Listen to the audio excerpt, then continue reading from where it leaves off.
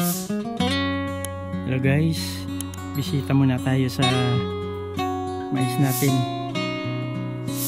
Wala mo ng politika. Tinanim ko to May 2. Kakaulan kagabi. So magkapa na to 1.5 months guys.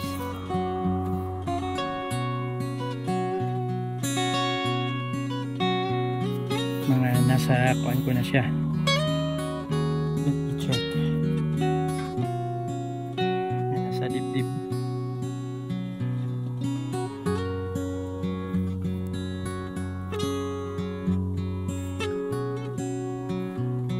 So far wala naman na yung uod kasi inisprayan ko to. Ang binhi ko pala guys mga pan Decalb 8282. So medyo prone siya sa uod pero naagapan naman guys kasi nung pasimula pa lang inispirahan ko na ng Bertaco. Tapos kung nakikita nyo sa baba wala ng mga damo-damo kasi nag-spray ako ng Clearmore, tapos sinabayan ko ng Spitfire tsaka 2,4-D.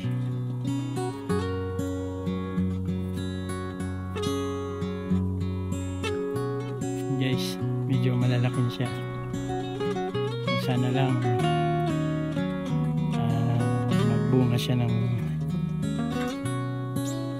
tumangkad pa siya at magbunga ng malalaki. So yung katabi ko naman late na to nagtanim, hindi pa yata ito na-sprayhan.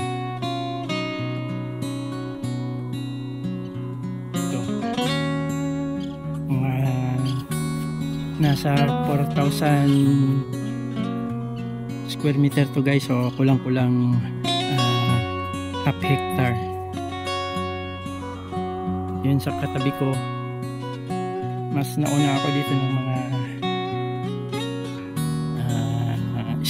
1-2 linggo bago ito tinanim.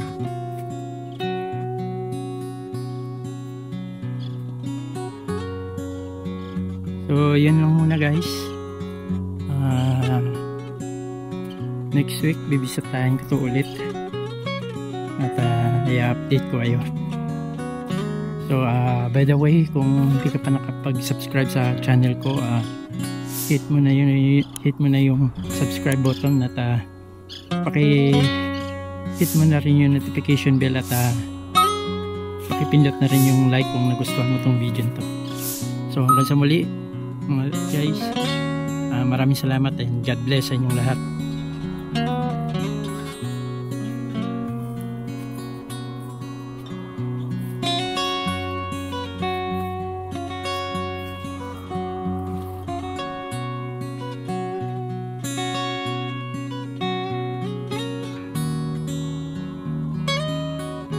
Sa katabi ko rin to, sa kaliwa naman.